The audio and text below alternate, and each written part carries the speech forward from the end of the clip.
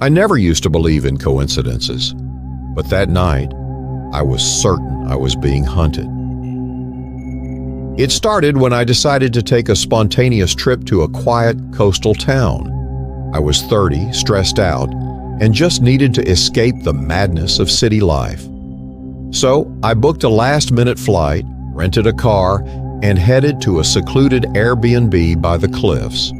It seemed like the perfect plan, but when I landed that night, something felt off. The airport was dead silent, too quiet. I remember walking through the terminal, the sound of my footsteps echoing, like I was the last person left on Earth. It was late, almost midnight, but still, something didn't sit right. I grabbed my keys, shook off the weird vibe, and made my way to the car. And that's when I felt it. Someone was watching me. I glanced around, nothing. But the hairs on the back of my neck were standing up. I couldn't shake the feeling. I told myself I was just tired, being paranoid. I got in the car, threw my bag in the back seat, and started the engine. The headlights cut through the fog, revealing an empty road ahead. Perfect. Just me, the open road, and silence. It wasn't far to the town, just a 30-minute drive on winding roads. The jazz on the radio did little to ease the tension. I tried to focus, but the silence felt heavy. Then I saw headlights in my rearview mirror. At first, I didn't think much of it, but the car stayed right there, too close.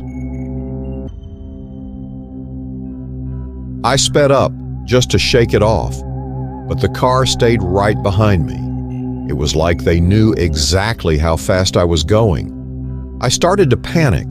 Maybe it was just a local, a late-night driver. But then, the car didn't budge. No matter how fast I went, no matter how many turns I took, the headlights were locked on me. I couldn't take it anymore. I had to know. I had to be sure. So I pulled off the road into a small gas station ahead. The lights were bright, a little too bright for such an isolated place. I thought maybe, just maybe, I could stop, calm myself down, and figure out what was going on.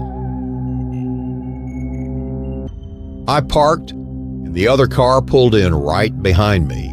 The engine cut off, and for a moment, all I could hear was my own breathing.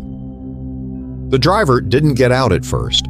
I sat there, staring at the figure through my windshield. He didn't move, just stood there, watching me, like he was waiting for something.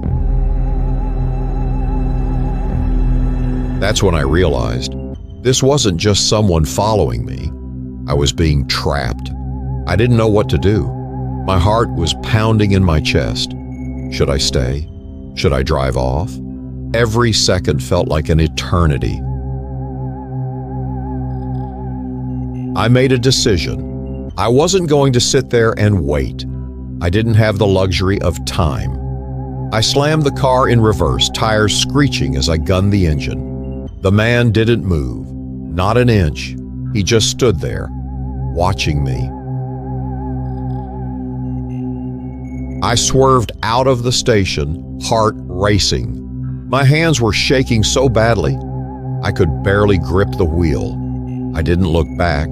I couldn't. I could feel his eyes on me, even as I sped away.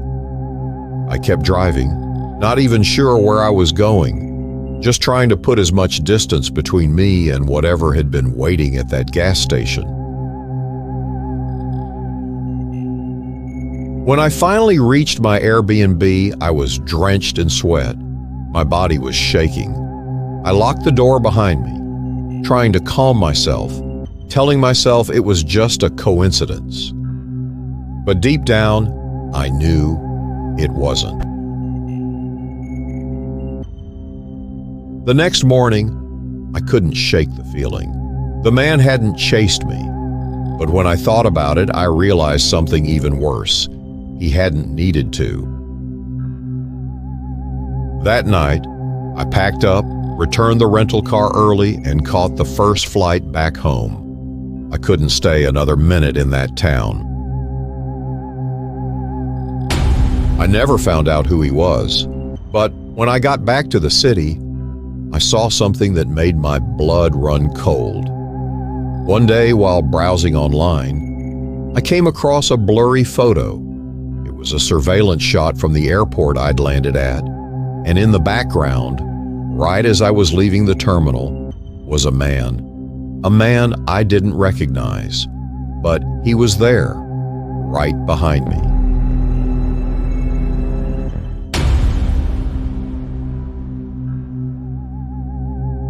Sleep tight, if you can.